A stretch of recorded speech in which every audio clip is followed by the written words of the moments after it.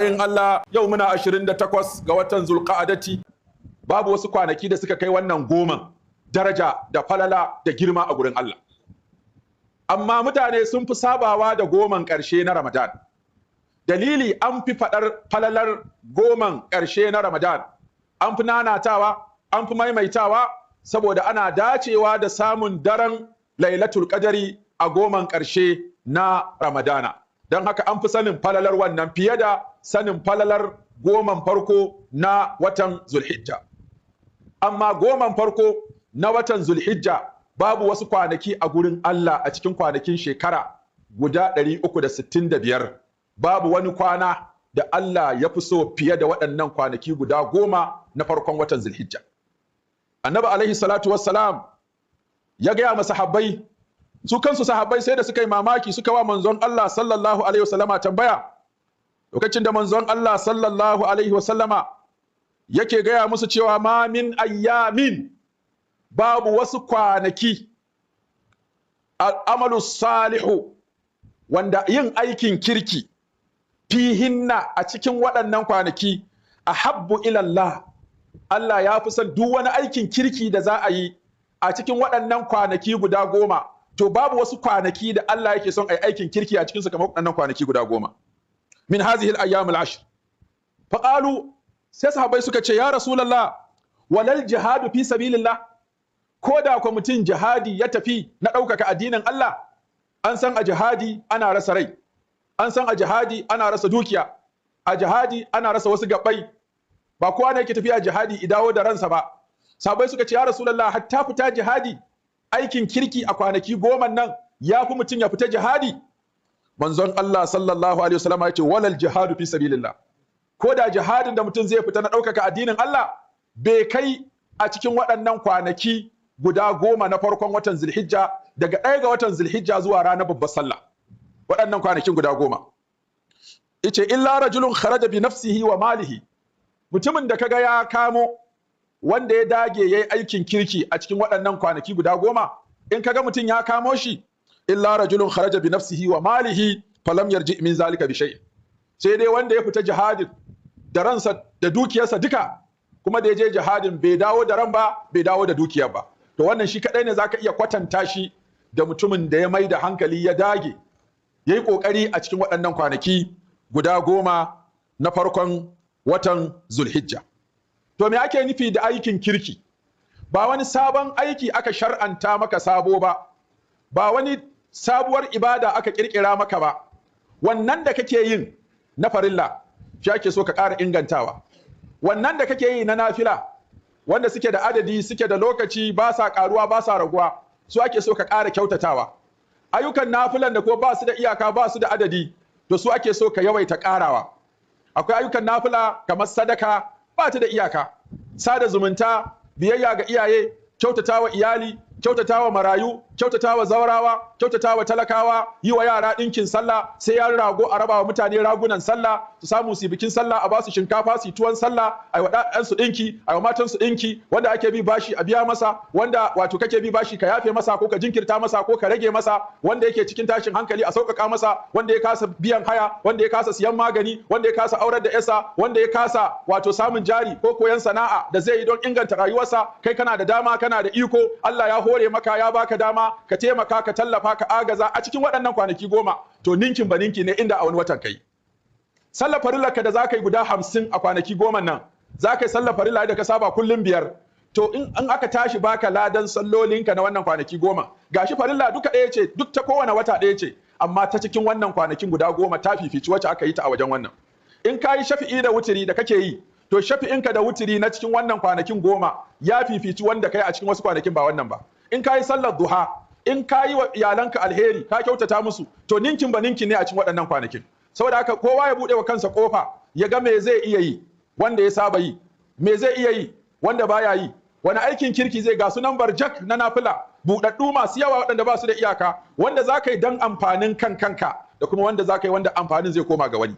Cikin waɗanda za ka yi don amfanin kan kanka, in za ka iya ba takura ba wahala, ka yi azumin kwana 9 daga 1 ga watan Zulhijja ka ɗau azumi har zuwa ranar Arfa. In za ka iya kai kwana 9, nafila ne, aikin lada ne, in baka yi ba baka da alhaki.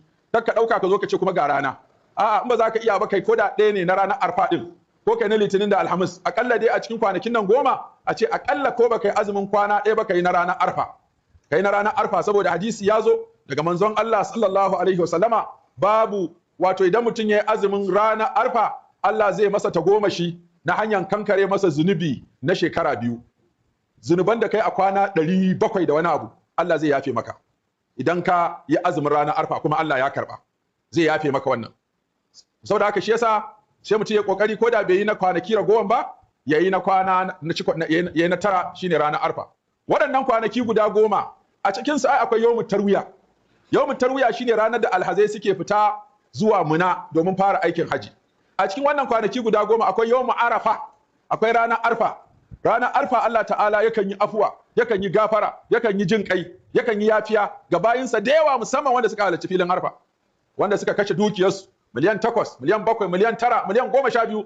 Mutum ya ƙurar kasuwancinsa da sana'arsa da mulkinsa da karantarwarsa da wa'azinsa ya tafi Makka, ya tafi haji, ya je filin arfa, ya cire komai, babu kwalliya, babu ado, ba komai, sai dan mayafin nan guda 2 wanda aka daura da wanda aka yafa.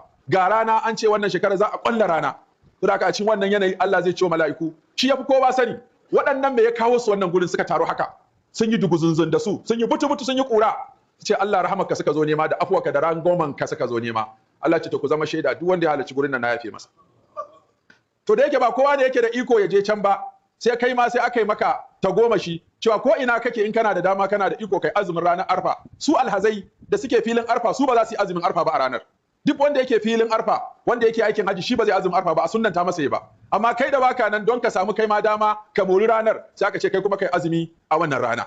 Sannan washe garinta shine ranar 10 ga wata, ita kuma ana kiranta yawmul hajjil akbari. Yawmul hajjil akbari shine ranar babbar sallah. Su alhazai za su yi abubuwa 5 a wannan rana. A ranar alhazai za su baro bayan sun yi kwanan Muzdalifa, za su taho a ƙasa su taho jifa. Idan suka zo suka yi jifa, za su je su yanka. In suka yanka za su yi aski, an fi son a yi kwalkwabo. Idan an yi kwalkwabo za a wuto wajen kilomita 10 ko 12 a ƙasa wasu suke tahowa, a taho a zo a yi ɗawafi. Bayan an gama ɗawafi a yi sa'ayi. Bayan an yi sa'ayi kuma a je a yi wanka, a sa kayan gida, a koma kuma a yi kwanakin Mina. Waɗannan manyan ayyuka guda 5 alhazai suke. Su kuma a ranar alhazai ba sa yin layya, ba sa yin sallar idi. Saboda in sun taso daga Muzdalifa kafin su zo su jifa su aski, in ba waɗanda suka zagaye suka fara zuwa Makka ba, to ba sa samun sallar idi. To sauran kuma al'umma da ba samu daman zuwa ba na duniya gaba ɗaya musulmi, su kuma sai aka shar'anta musu abubuwa guda 2, shine fita ai sallar idi da kuma ai yanka. A fita ai sallar idi sannan kuma ai yanka ga mai iko, ya yanka rago, ya yanka sa, ya yanka raƙumi, da abin da Allah ya hore ma. In za ku iya haɗuwa ku 7 ku sai rago, ku sai raƙumi, mutum 7 za su iya haɗuwa kan raƙumi su yi layya da shi. Mutum 7 za su iya haɗuwa kan sa ko saniya su yi layya. Amma shi rago sai dai ka yanka da sunan mutum ɗaya, amma ka shigar da iyalan gidanka a ciki. Wanda yake da iko ya wannan. Sannan a yi tuwon sallah, a yi ɗinkin sallah, a fita cikin farin ciki, ana kabbara tun daga 1 ga watan wato Zulhijja zuwa 13 ga watan Zulhijja, lokaci ne da ake so a ji gari ya cika da kabbara. A tajin Allahu Akbar. An ce Abu Hurairata da Abdullahi dan Umar sukan shiga lungu-lungu suna kabbara, jama'a na bin su suna yin kabbara. Su ce wannan lokaci ne na girmama Allah, lokaci ne na kabbara, lokaci ne na aji sauti, a firgita zukatan kafirai da munafikai wanda ba sa son su jan ambaci sunan Allah. Ai ta kabarbari a kasuwa ne, a gida ne, akan hanya ne, akan titi ne, tukabbirullaha ala ma hadakum. Ku ta yin kabbara a ko ina da ina. Har wani tabi'i yana cewa yawan kabarbarin da sahabbai suke yi sai ka ɗauka teku ne ya yoci kowa ya danno cikin gari, saboda ƙuji da kake ji na yawan kabarbari da ake yi a waɗannan kwanaki, wanda wannan kabarbari yana cikin sunnonin da aka ajiye. Ba ma wani baya gane ma bambanci tsakanin 10 farko na Zulhijja da darajojinsu da sauran ranaku da ba su ba. Saboda ba a gaya masa falalarsa ba, ba a gaya musu darajojin da ake, ba a gaya musu alherin da ke kunshe a cikin waɗannan kwanaki ba. So da haka wannan kwanaki ne da ya kamata a rage shiririta, a rage zaman banza, a rage gulma, a rage sauraron shiga social media da maganganun siyasa da ƙila waƙala da sauran shiririta. Mu mai da hankali wajen karatun Ƙur'ani. Za ka iya saukar Ƙur'ani ma a waɗannan lokacin, ka raba kullum kai izu 6 ka fara karatunka ranar 1 ga wata ka kare ranar sallah, ko ka raba ka fara ka sauka ranar arfa ka yi saukar Qur'ani. In kana da iko da za ka kirga makotanka da kaga ba su da hali da za su yi layya, ka siyo rago 1000 ka ce kowane mutum a bashi rago ya je ya sallah, ka kyauta. Za ga kasashe kwanan nan za ga daga Turkiya suna zuwa su yanka raƙumi, ɗaruruwan shanu, ko jiya wasu sun yanka wato dubunnan raguna a garin nan sun rarraba mutane nama. Kawai ne daga can ƙasar zai ce Afirka ba a cin nama, a je a yanka rago 1000 a ba mutane, ni ina cikin bukata, Allah ya biya mu. Duk wanda ya ci nama ya ce Allah saka da alheri, kai ka san abin da zai faru. Ka roƙi Allah da bakin da ba naka ba, ka ba Allah magiya da bakin da ba naka ba. Wani zuba zai iya raba raguna ba, amma zai iya raba mutane shinkafar da za su yi tuwon sallah. Kuna ga sallah ta taho, wallahi wani tuwon da zai sallah ma bai da shi. Wani ɗinkin da zai wa ƴaƴansa ma ba zai iya ba. Ka haɗa da ƴaƴanka da ƴaƴan makocinka cewa ku je tela auna ku, duk ai muku ɗinki. Ka ɗauki yara 100 marayu, zawarawa, marasa ƙarfi, kai musu ɗinkin sallah su fito su da iyayensu cikin farin ciki. Kaga abin da Allah zai maka na alheri a duniya da lahira. Ai dama an ka faranta wani, Allah zai faranta ma. In ka kyautata wani, Allah zai kyautata ma. In ka taimaka wani, Allah zai taimaka maka. Allah yana taimakon bawa, mutuƙa yana taimakon wani.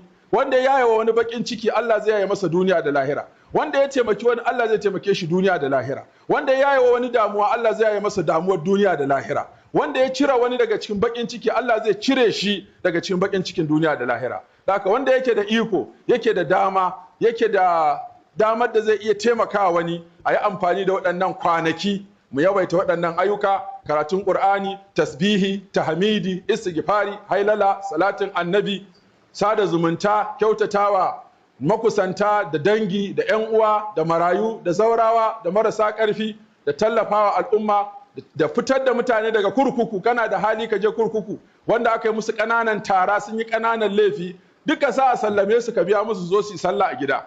Waɗanda ake bi bashi an ɗaure su, ka je ka biya musu su fito. Waɗanda suka kasa biyan kuɗin haya ka biya musu. Wanda ake bi bashi ka biya masa. Wanda kake bin bashin ka jinkirta masa, ko ka yafe masa, ko ka rage masa. Duk waɗannan hanyoyi ne na samun gafara Allah da afuwarsa da rahamarsa da jin kansa. Wanda kuma abin da muke nema ke, ba mu san irin zunuban da muka tara ba, ba mu san irin manyan laifukan da muka yi ba. To waɗannan ayyuka da Allah ya buɗe mana, mu yi amfani da wannan dama, mu tabbatar cewa mun ci moriya wannan lokaci kafin ya ƙure. Ya Allah, muna tawassali da sunayenka masu girma da siffofinka maɗaukaka. Allah, abin da ka kunsa na alheri a cikin wannan wata, Allah ka sa da rabon mu a ciki. Allah, muna roƙonka afuwarka da gafararka da rahamarka da jin kanka. Allah ka sa mu a ciki. Allah, muna roƙonka ka yaye mana dukkan damuwa. Allah, muna roƙonka ka tsare mu daga dukkan abinki. Allah, muna roƙonka ka tsare mu daga dukkan abinki. Allah, muna na'uzu bika min al-ajzi wa na'uzu bika min al-kasali wa na'uzu bika min al-jubni wa na'uzu bika min al-bukhli wa na'uzu bika min al-harami wa na'uzu bika min al-qaswati wa na'uzu bika min al-ghaflati wa na'uzu bika min al-ailati wa na'uzu bika min adh-dhillati wa na'uzu bika min al-maskanati wa na'uzu bika min al-faqri wa na'uzu bika min al-kufri wa na'uzu bika min ash-shirki wa na'uzu bika min al-fusuqi wa na'uzu bika min ash-shiqaqi wa na'uzu bika min an-nifaqi wa na'uzu bika min as-sum'ati wa na'uzu bika min ar-riya'i wa na'uzu bika min as-samami wa na'uzu bika min al-bakami wa na'uzu bika min al-jununi wa na'uzu bika min al-juzami wa na'uzu bika min al-baras wa na'uzu bika min sayyi al-asqami wa na'uzu bika min galibati ad-dayn wa na'uzu bika min qahri ar-rijali ونعوذ بك من زوال نعمتك ونعوذ بك من تحول عافيتك ونعوذ بك من فجاءة نقمتك ونعوذ بك من كل شر استعاذك منه محمد صلى الله عليه وسلم وعبادك الصالحون ونعوذ بك من كل شر استعاذك منه محمد صلى الله عليه وسلم وعبادك الصالحون وما قضيت لنا من قضاء فجعل عاقبته رشدا وقوموا لصلاتكم يرحمني ويرحمكم الله.